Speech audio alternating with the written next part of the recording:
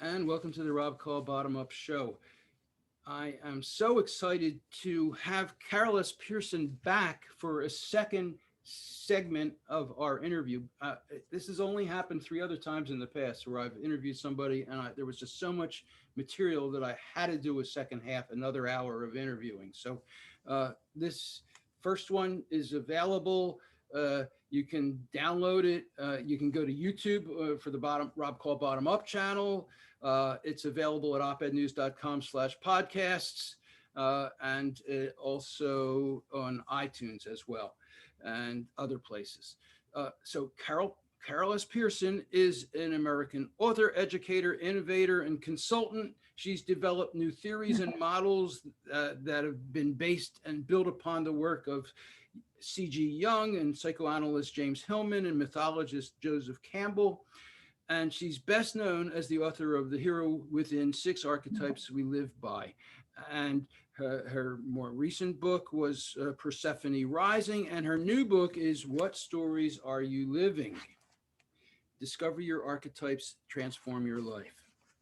And in the first half, we talked about the definitions of what archetypes and heroes and the hero's journey are. We got into a lot of the aspects of archetypes.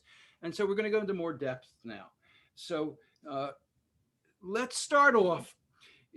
One of the things you say is that the more stories you have, the more flexible you are in seeing the world, the more of a kind of a vocabulary you have, that the brain works by tapping the stories that you have in your memories to literally interpret your world.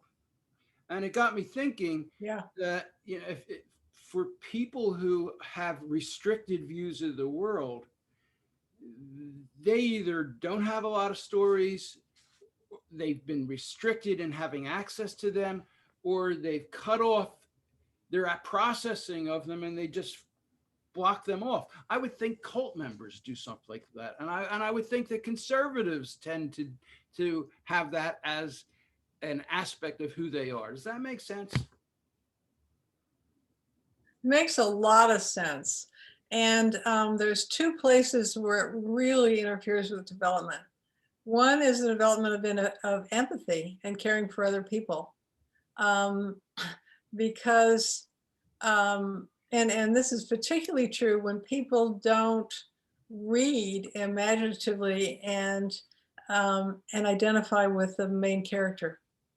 They don't get a lot of experiences of starting to identify, to really walk in the shoes of some other human being. Now, and if they live in a bubble, if they live in a bubble, they get the same stories all the time. And if they live in a bubble, get the same stories, and they're told that if they think any other stories, it's the devil talking. It shuts down that capacity for not just empathy, but also the brain makes meaning through story. So it means anything that happens, any facts that are out there are being organized by the brain into a story pattern. If you only have a few stories you're allowed to think, you can't think outside that, so you're less cognitively complex. And the more likely you are to rely on other people to tell you what to think. Authoritarian. Because you don't have a lot of options. Authoritarian. Yeah. I mean, it's what we're learning from neuroscience. You put it together with archetypes, it's huge. Now, one of the things that fascinated me was that when people connect with a character in a story, it lights up their mirror neurons. Talk about that. Yeah. I mean, it lights up the brain almost as if you were having the experience yourself. And that's also why stories are more convincing to people than data, because story patterns also light up more parts of the brain than data does. And ones that are visual and ones that are that process feelings, all of that is happening in the brain. And there's reading and identifying with people, but there's also watching people, where the mirror neurons in the brain, we start to literally learn how to things to do by watching people, because our bodies are starting to feel the movement that somebody else is making. It's totally cool. Now, what I learned from George Lakoff is, who is like, he hasn't been around much lately, but he Yeah, I wrote know. the book Don't Think of an Yeah, Elephant, and yeah, he basically was the left wing guy who does language and framing. And what he said was that yeah, Republicans and conservatives are much better at evoking emotions and stories, and Democrats, they tend to be more academic and they go towards facts and data. And what I got out of it is I started coaching politicians to teach them that if they want to reach people in the 5 minutes they get to give a pitch, and they want to cover their issues, they need to wrap them in stories. And it's stories that touch yeah. If you people could, at such deeper levels. yeah. And if you get a contract to work with the Democratic Party, count me in. I'll volunteer. Yeah, well, they I sure mean, need it's not only that, it's the slogans, and I think you've written about this too. I mean, how in the world talking about defund the police got to be the catchphrase for something that is all about getting professionals with a variety of talents to help the police. I mean, how did that get to, I mean, it's incompetent to let that phrase stand. So yes, that's true. Yeah. It's So, true. It's true about the poor, us poor progressives and liberals. and it's something that is such an easy thing to learn and understand, but Mhm. so many of the politicians, they're lawyers, and so they've got this academic inculcation, this way of thinking, and they just don't do it. But a great lawyer uses a story or stories every time they talk to a jury or to a judge, and it's the Uh-huh. stories that persuade people. The other thing, Democrats appeal to empathy because Democrats tend to be empathic and want to help people. And they're often talking to people who are not empathic except for other people like them. Yeah. But there's an assumption that because it touches me that some people are in, are being discriminated against or whatever, I would want to help them. That's not necessarily true. That's the other. I mean, that's the other piece of it, I think. Well, your book, What Stories Are You Living? I got into story deep enough so I organized a conference, StoryCon Summit meeting on the art, science, and application of stories that ran for 6 years. The first time any conference brought together all the different worlds of story, from neuroscience and psychotherapy and screenwriting and novel writing and mythology and psychotherapy. And I got into it because Robert McKee wrote a book on story structure that just blew my mind, in that he kind of took a very scientific approach to it. And what you've done with your book, What Stories Are You Living, is you've taken a very scientific, in-depth, detailed look at how stories work, the different kinds of stories, the archetypal stories that we all experience. And then you go into amazing detail in how to think about them, whether it's for yourself, your organization, whether you're a psychotherapist or a writer. Recently I interviewed Chris Vogler, who wrote the book, The Writer's Journey. And this book of yours is a Bible, really. It's an archetypal story Bible. It's amazing. Well, You don't have to the say anything. archetype, different Go ahead. different archetypes have no different archetypes have different kinds of story patterns that we know. I mean, lover, romance, romance novels, and warrior, the many of what's called the hero stories. I mean, we even have a lot of the magician is expressed in fantasy literature. You know, that the story patterns actually are are so real that we recognize patterns. We recognize the archetypes, not knowing they're archetypes, by the fact that they're a kind of literature. Diff- Absolutely. And they're in our unconscious. They're there. yeah, They're there for people to tap the mirror neurons on them yeah. and Well, and wake you them up, know, light them up in the brain. and as I work with the PMAI with people for a long time, Okay, now and that's the test that is offered free in the book. that's the instrument. Yeah, the If Pearson-Moore archetype indicator. and if you get the book, you get a free test that usually costs more than the price of the book if you just go to buy it yourself. And you can get it whether you get the ebook or the print book, which I think is great. I took it, fascinating. My top three, which you want to look at, were revolutionary and warrior and sage, and then my least one was realist, because people tell me you got to deal with reality, and I go, I'm going to change things. I'm going to change reality.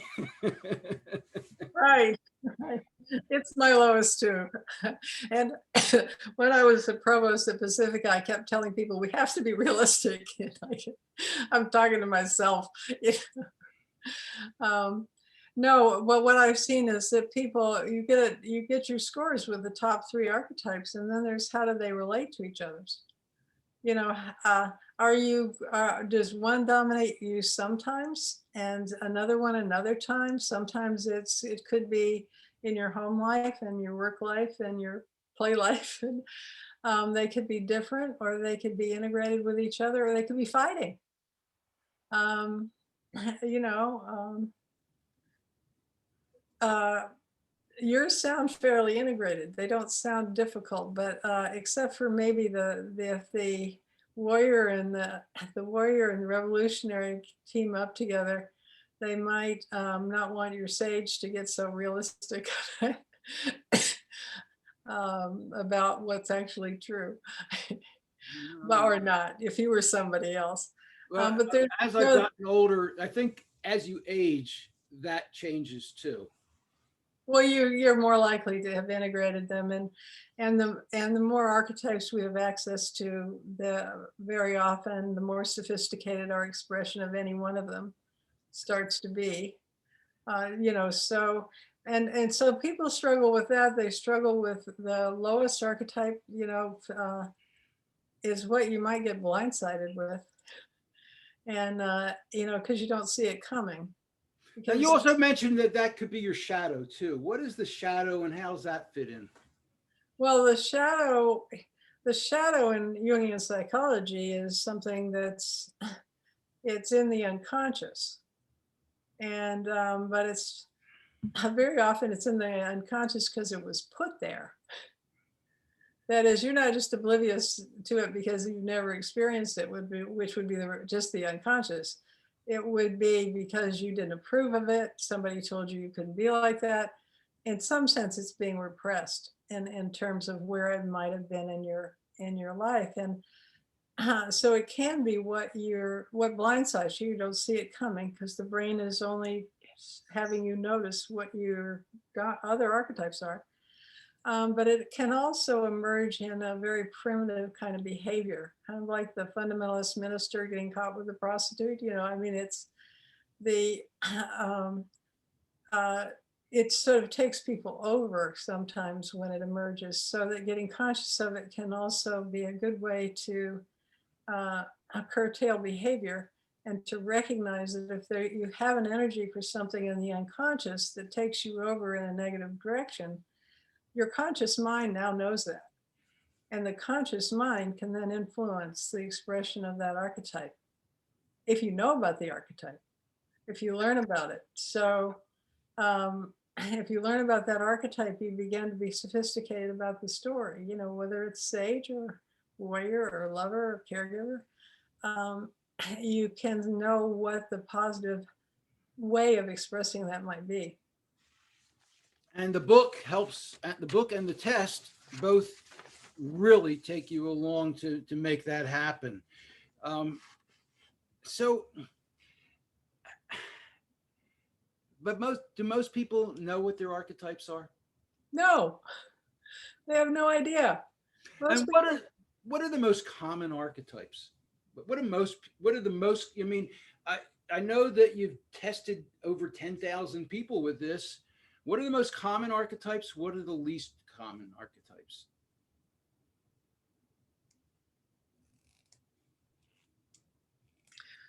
um, boy, my head's saying, my observation says one thing, the test is saying another. You know, the people who tend to take the instrument are usually fairly sophisticated professionals. Hmm. And so we're getting a whole bunch of, ruler, magician, and sage. You can imagine that, right? Yeah. And um, with with not much gender difference, except women are a little more magician and men are a little bit more ruler, but Makes sense. not a huge deal, not a huge deal. Um, and the archetypes that tend to be lower, tend to be often ones that would have arose in childhood and were or were not expressed. So I'm talking about the instruments. So what was originally innocent and now it's idealist, because it's the difference between the childlike version and the adult version, and the old orphan that became the realist. The orphan is the heart inner child, and the realist is how that manifests itself. They score lower, and I actually don't think it's because they're not present. It's just that they're not dominant. That is, they have been dealt with, and very often that the archetypes can also be seen as having nice little pairing marriages with each other of complements that help each other. And if you have the idealist with the realist, neither one, you don't get too optimistic and you don't get too cynical. You could have that balance is kind of there, nice married inside of you. Um, what I observe in our country an awful lot of warrior. And I observe a lot of caregiver. Um, I don't know. What do you observe? Well, I think that I publish a progressive news and opinion site, opednews.com, and I do a show where I interview a bunch of activists. I think they're revolutionaries and warriors. Some of them are magicians, some of them are caregivers, Mhm, some of them are idealists. mhm. So, Well, there's a huge revolutionary energy going on in the world, in our country right now, and probably in the world. I mean, we're in a shake-up period. We're I in would a think that time. the people who went to take over the Capitol probably had a lot of revolutionary You energy. bet, and they think they're saving us, and then you and I have revolutionary too, and we have a very different view. And Trump ran on ran and he was going to shake up government and destroy it, and basically did a pretty good job. um, uh, that energy is there, and the that's really important to recognize that the fundamental energy is that right now, and that the way to partner with that energy is to get really clear on what needs to be let go of and what not. And the other thing was the creative aspect of it too. The Oh, creator says, absolutely, because if you just tear things down and you don't know where you're going, um, the balance to the revolutionary is the creator, because it's just like a piece of fabric where the threads have all been torn away from each other. We're all needing to reweave this world. there's a saying. It's attributed to R. Buckminster Fuller, I think, although I could never dig it up to confirm it. But it's something along the lines that if you want to change the system, you don't fight the system, you replace it, and that's creativity. That's creativity, yes, yes, and we need a lot of it right now. Yeah, yeah. So But fortunately, I think, you know, there's been since since we've had weapons of mass destruction, there have been a lot of human beings on this planet who have dedicated their lives to trying to be part of that new reality. It's probably one of the reasons that humankind still exists. You know, it's not new. It's just heated up. Okay, so we need to take a break now, and we'll be back. And we're going to talk about kids when we come back.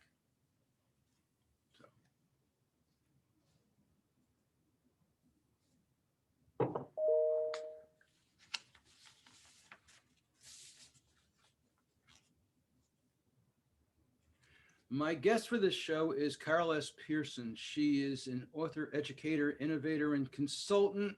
Her best-selling book is The Hero Within: 6 Archetypes We Live By. And she's also written Awaking the Heroes Within and Persephone Rising. And her new book is What Stories Are You Living? Discover Your Archetypes, Transform Your Life, which has on the cover the phoenix rising from the ashes. Right? Mm-hmm. So listening to you and reading the book, it got me thinking about kids. And you ask the kids, what do you want to be when you grow up? And it just seems like it would make so much more sense to ask them, which archetype would you want to be? Of course, they'd have to understand archetypes. And so that raises a couple other questions. And another thing is, you talk about how stories help to expand our way of thinking of the world and our way to relate with the world and other people. So that's a great reason to read to kids. And then, are there any books for kids about archetypes? And I mean, what do you think about what I just said about reading to kids and about asking them about what archetype would you be? What are your thoughts on that? Yeah, I think it's too complicated to ask them what archetype would they be, but the more stories you read to children, the more their brains are expanded. And then the more possibilities they have in terms of how they can think. They all do better in school if you just read to them. That's why that they do that. That's kind of amazing. What you can do with a child is, if you know the archetypes, you can say, what character in the story do you really like best? Why? You know, and have a conversation where you might say, well, I see that, you know, I see that in you. When you like the warrior, and I saw how you stood up to that other kid the other day and how well you did that. And you can reinforce an archetype, and you're just talking about a children's book. And I think also children don't know what they want to be when they grow up, you know, but they know what they want now. You know, what do you like to play with? What are you interested in? You know, what would you like to learn about? And they have real answers for those kinds of questions. And as they answer those kinds of questions, but why do you like, you know, Bobby better than Harry or whatever it is? Because, and then they describe what they liked about the two boys. Then when they answer questions that are in the realm of what they've actually experienced, they're developing self-knowledge and developing a sense of who am I? And that they didn't know maybe before you asked them that question.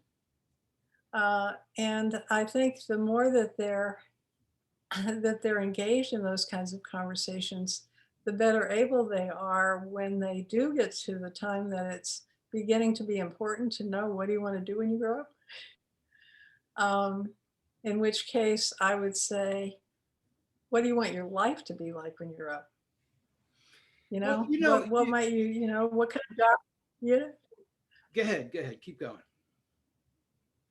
Yeah, well, you know, some kids, I just want to be free and have a lot of experiences, have fun, and other kids are I want to be a banker, you know, and you can get a sense of what they tell you if you ask them more whole life questions than just career questions. Well, it made me think, asking that question made me think that if you look at the hero's journey, there's a book by Stuart Voigtila published by Michael Weiss Publications that lists like 50 movies that are different hero's journey movies. And it would be cool to have some kind of an educational resource for parents or teachers that maybe lists different stories that characterize different archetypes. Like I know you talk about Elsa from Frozen. Like what is that one? What does that Mhm. one teach? Oh, yeah. I mean, little kids love it because they have superpowers, but they're expressed dangerously, and everyone wants to contain them. And they know in their hearts that they are a prince or a princess, and but they have to learn to contain all that expression, and they're not good at it yet. I think they just identify like crazy. And then when Anna just loves her the way she is and not trying to control herself all the time, it's healing. And children's friendships are like that. You know, your best buddy. Okay. So let's move along now. How do we become aware of the stories and archetypes we are living our lives through if we don't take the test?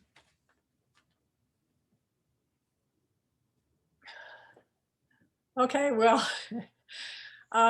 what I ask people to do, even when they take the test, is to go through 3 days and try to, it's 3 days when they have a lot of flexibility in their time, where they can pay attention to their thoughts and to, as in meditation, instead of not distracting from the thoughts, pay attention to your thoughts and name them.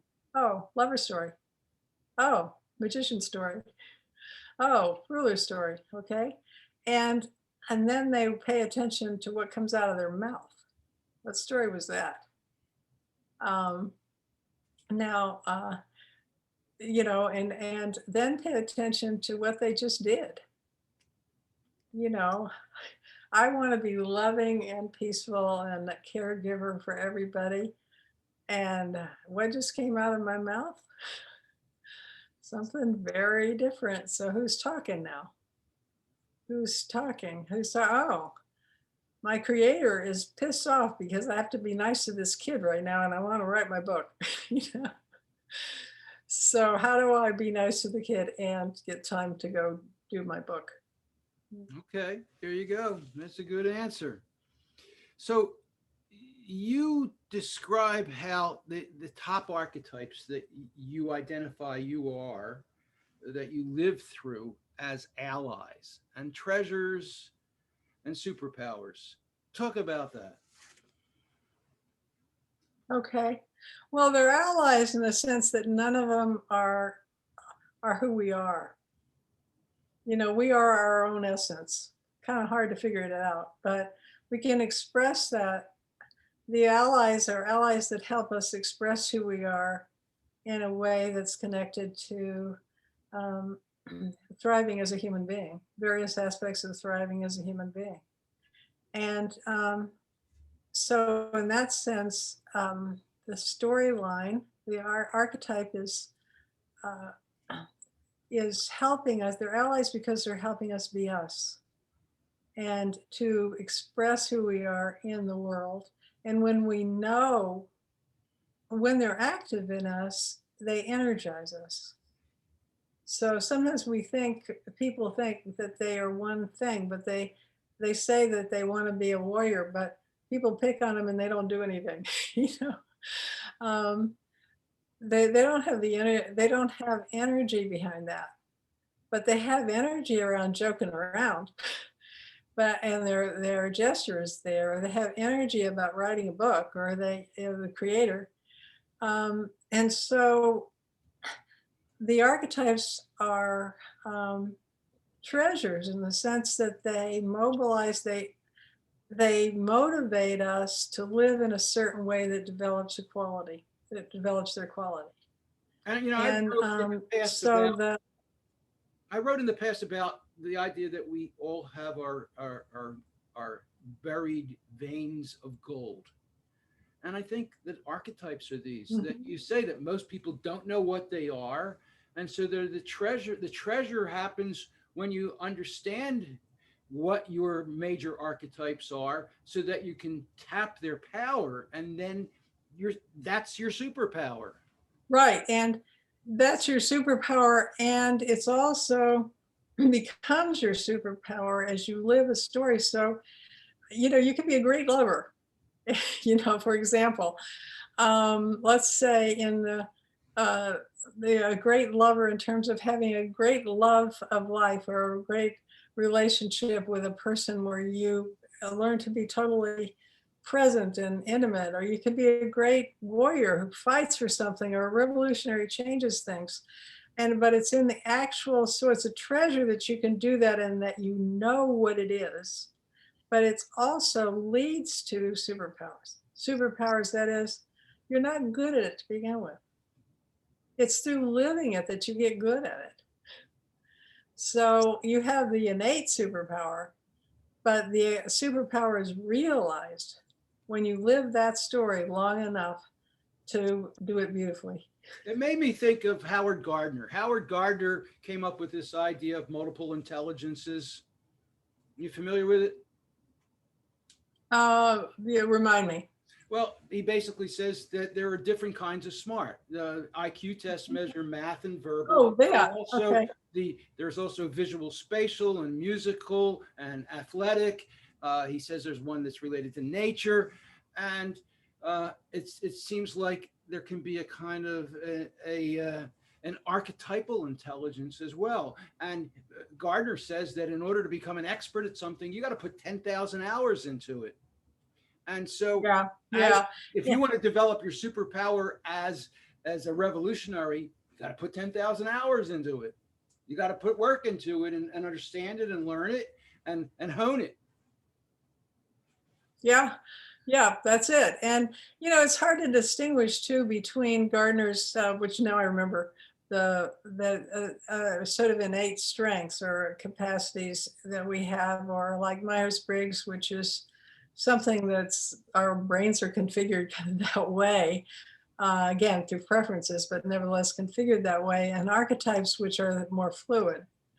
So at the same time that what I've found too is that uh, we may have three high archetypes, but they may not all be high through our whole life. There might be one or two that just that's who we were and that's who we are in terms of how we live. But there's a flow. And um, and so at the same time that we have core archetypes that do create our superpowers and help us be really authentic, we also have ones that help, that just develop enough to help us flesh out, and to, as we were talking about last time, I think to have empathy with people unlike us, to be able to think in ways we normally wouldn't think in terms of different story patterns. We that all of archetypes can be present in different ways. And part of it is the treasure and the superpower, and the other is sort of like sidekicks that kind of kick in when we need them. I like the idea of sidekicks, and that's where you tap into.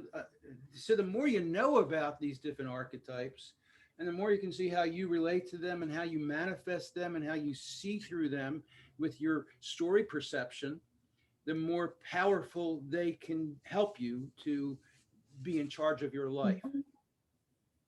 Yeah, That's what and your it's book says. helpful too. Yeah, and it's helpful to recognize sometimes that something was a primary motivator for you isn't anymore. We stereotype ourselves. We have a sense of who we are, and then we get stuck in that, and why something else may be what's calling. Can you decide you want to be a different archetype? Can you boost one up and push one down? And is it possible to do that? I don't think that you can decide. I think there is a way in which it's true and another way that it's not true. You know, I know people who've told me that I'm going into that meeting and and I know it's going to be really scary, but I'm going to call up my warrior. And you can do that. You can do that. But that doesn't mean that it's going to be your superpower or as the essential you. I think that there's um, and I'm suspicious of people who think they can change their core archetypes. There's this way in which archetypes kind of come up when they want to, and there's some, if they are indeed uh, really connected to expressing the essence of who we are and what we can best contribute, probably not mess with that. You know, But particularly those of us who'd rather, understanding yeah, them enables you to, an archetype is a kind of a cognitive, emotional, physiological template, a way of seeing and way of behaving. This is what you described in our first interview. And the more you understand it, the more you can effectively relate with it and tap it and use it, or block it in some ways, maybe, I guess, right? yeah. Well, you know, if Jungian analysis, one of the things it's all about is connecting with your deeper unconscious and finding out what's there and what's really authentic for you, truly, and then connecting that up with your conscious mind. That the conscious mind becomes then an agent of choice. And yes, you could call up an archetype for a situation, but you can also, which I think is the most important thing, is with the archetypes that are our treasures that are most important to us, we can make the decision to express them the way we want to. And assuming that we're heroic in the way we have talked about, which is heroic in the sense we're doing this not just for ourselves, but for the world, for whatever the world needs from us. And that's That part of the hero's journey thinking, as part of all of this too. you're right, right. And so that the power of the conscious mind is actually quite important in Jungian psychology and with this, because the archetypes run people, run us when we don't know what they are. We don't know that the brain has just created a story about something that happened. We think it's reality. Um, so we need to we need to know stuff so that we can make choices that are for our own good and other people as well. So I wanted now, just a few minutes, run you in two chapters. You get into profiling the different dimensions of archetypes, and so I want to kind of go run through a list of all of them, and we'll pick one or two to kind of get into detail. But for each archetype, you talk about motivation, what they tend to notice, their preferred settings, plot line conflict, happy endings and processes, attitudes and activities, leadership strengths, and how to respond to this archetype. That's from chapter 12. In chapter 10, you break down the narrative of the archetype, the mythic examples, archetype genres, archetype main characters, a basic archetype plotline variations, cautionary tales, archetype imagery, the gifts of archetypes, archetypes in nature, and archetype in spirituality. It's such a, those two chapters are so rich in exploring all the dimensions of archetypes. They're incredible. So what do you think are among some of the most important of those that I just listed? Well, first I want to distinguish between the two. The first set is about how archetypes show up in individuals in the world today. Yeah. And the second one is how they show up outside of us in literature, in film, in in the media, in politics, etc. So right now, what I'm most interested in is the plot lines. And Because that's the one that's in both of them. yeah, that's the one that's in both of them, and it's in there because it can be predictive. That is, I think in one of the chapters before, chapter 3, in chapter 3, there's a whole thing about people deciding, having a vision of what you want in your life. And then you start going towards that, and it's not happening. So you want a great love, but it's your warrior that's dominating the script. Wrong archetype for getting there. Good archetype for something else. And the story patterns also have happy endings. Particularly if you look at books and things like that, they have happy endings.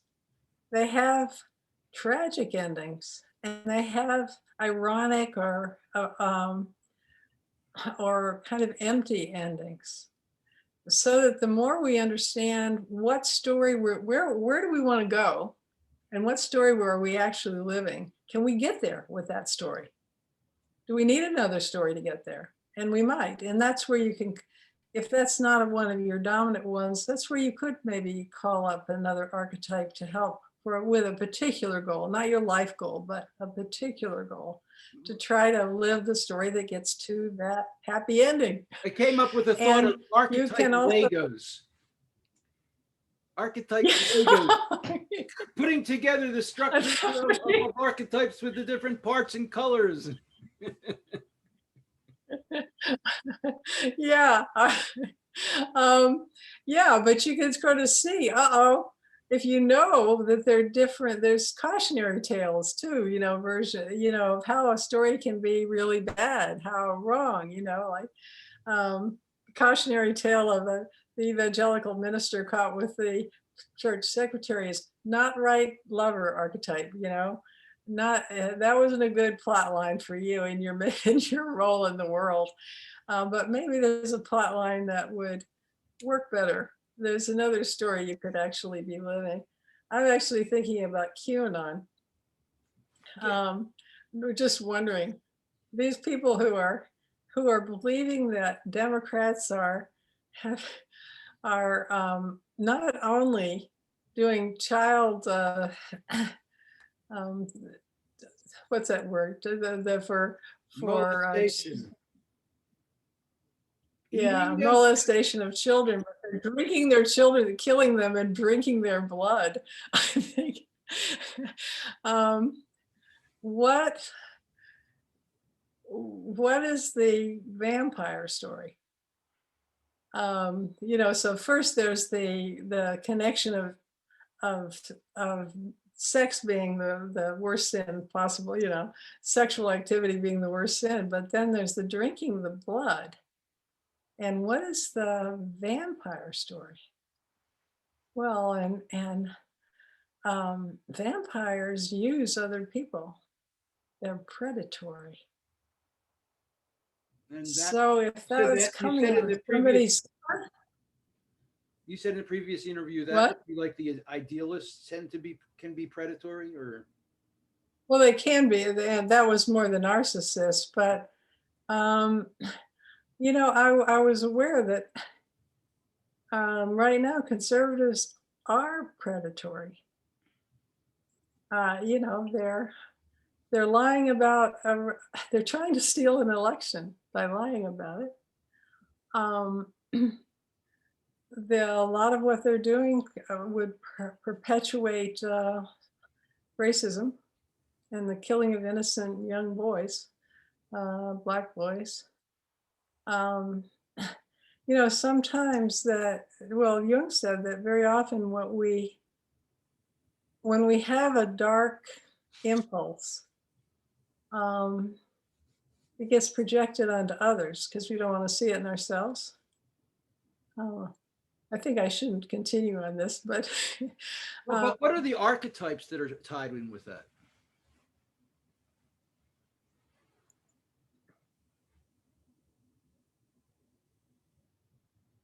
Well, it's a very sick lover archetype, for one thing. You where you know how sexy vampire movies are. The sucking of the blood is kind of a sexual act, and the victim swoons.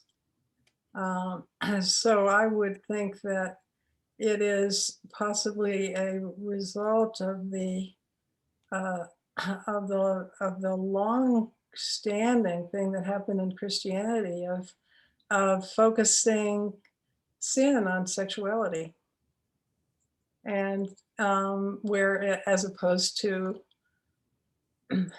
corporate crime, um, that it is um, and well, I better not go on this because I'm going to get really weird. Go for it.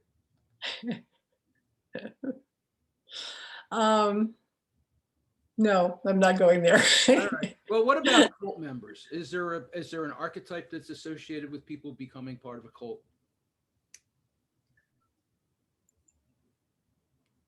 Well, the every person version of the realist is hungry for belonging. And we do know that our culture it's the negative part of the seeker, that we're so individualistic that we're not caring about one another. And a lot of people are alienated and feel unseen and not valued. And the caregiver, the every person archetype of something that you belong to is part of it. But the other part of it is with these cults is that people are made to feel like they're heroes and that they're going to save the world from something very dark and very bad. And and it's a good impulse to want to save the world from something dark and very bad if it happens to be happening. Wow, that's interesting. All right, we need to take another break now, and we're going to come back and we're going to talk more about the hero's journey. Pause for the video.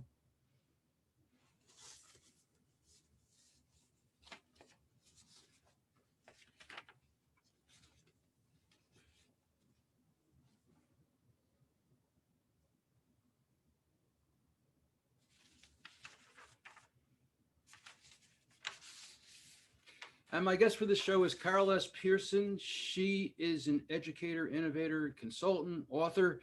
Her best-selling book is The Hero Within, 6 Archetypes We Live By. And she's also written Awakening the Heroes Within, 12 Archetypes to Help Us Find Ourselves and Transform Our World, Persephone Rising. And her latest book is What Stories Are You Living? Discover Your Archetypes, Transform Your Life. And you get a free archetype test to find out what your major archetypes are when you get the book, which costs less than actually paying to take the test by itself. So I want to get into the hero's journey now. We got into that in the first interview a bit, but I want to get into it in a bit more depth now. So let's see. You say that you tie in individuation with the hero's journey. Where does individuation come into it, and what's the difference between a hero and a heroine? The difference between a hero and a heroine is the sex of the person. That's it. Yes, but what's carried with that is we've had centuries, more than centuries, millennia of a certain kind of human tasks and responsibility being assigned by your gender, which means that men have really been, men have been warriors and have been assigned to be warriors because of being stronger, and rulers being in charge, at least as much as they can be in the social system above them.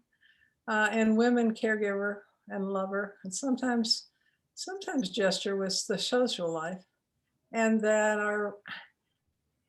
in our DNA, I think there is some we know with the brain synapses, they change through our experiences, they reconnect, and through generations of synapses connecting based on what we're assigned to do, we may possibly have developed different capacities. And And in your book, you discuss how any archetype can go through a different kind of a hero's journey, and that's really cool with how you explore the different kinds of hero's journeys for the different archetypes. So whether you are a caregiver or an idealist or a realist or a revolutionary, you can have a different hero's journey uh, that is for your archetype. yeah, or you can think about it as episodes. Yeah. Yeah, but in different episodes, you might have different um, different things that happen to you. I mean, um, for the realist, a lot of times it's been hard luck.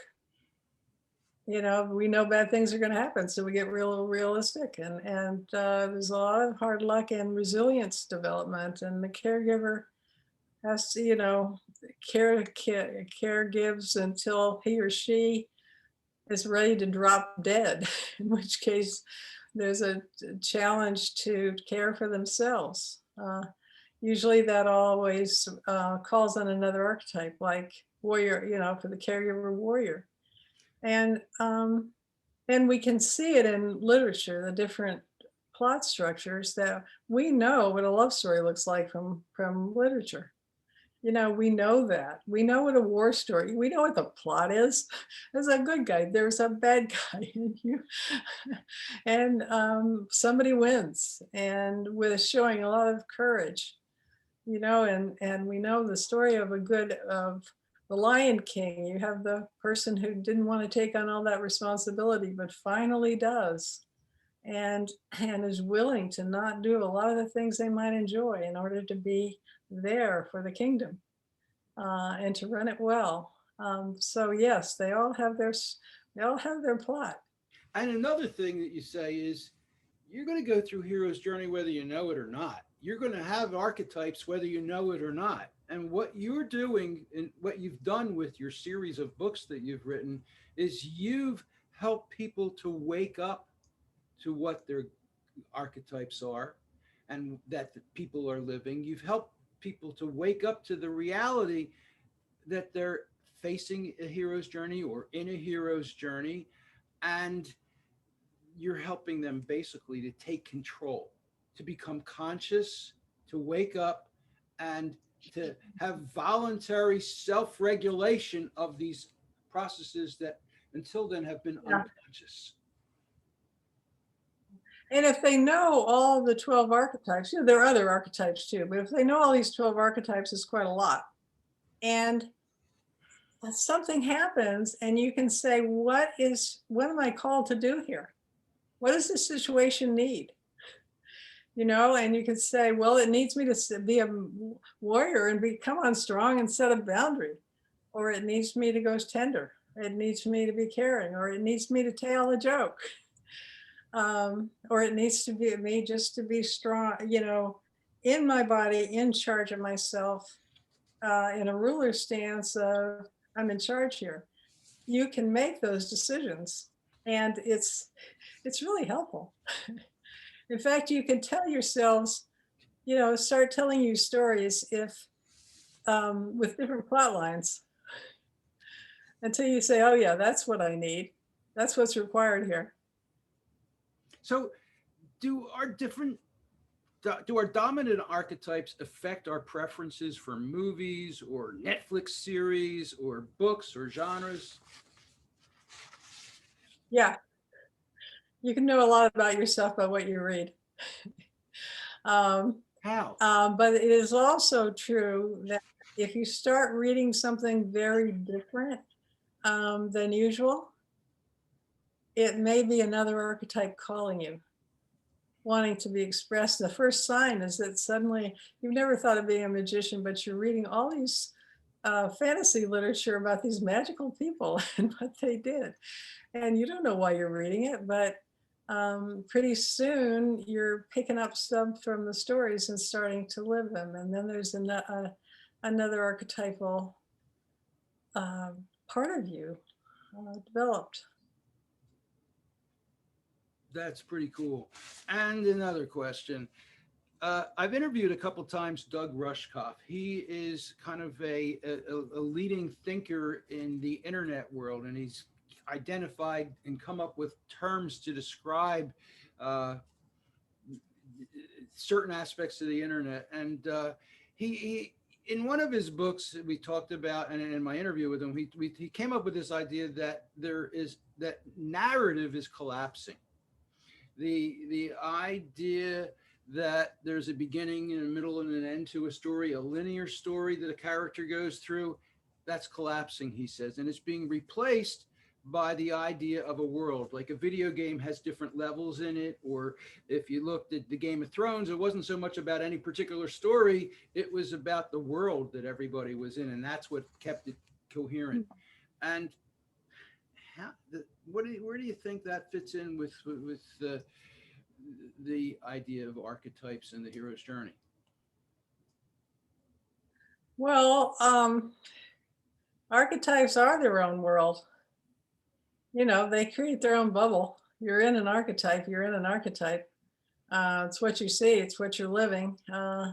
Happily, you have three at least, you know, so that you're not stuck there. So I think that's true. And I also think we go through levels of the archetypes and express them. And that's a lot of what's happening right now, is that we need to evolve the archetypes themselves. And a video game would be great on that. And I think we should have one. But I also think that if I would immediately think of linearity as the narrative, that you have this setting, and the setting tells you what story you're in, you know, what kind of story you're in, and then you go through a plot line and you get to an ending.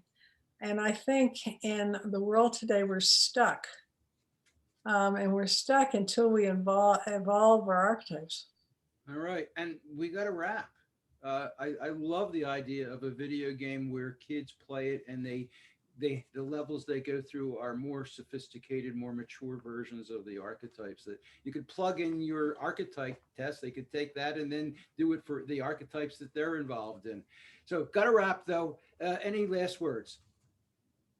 No, thank you so much for this. It's great talking to you. I love what you do.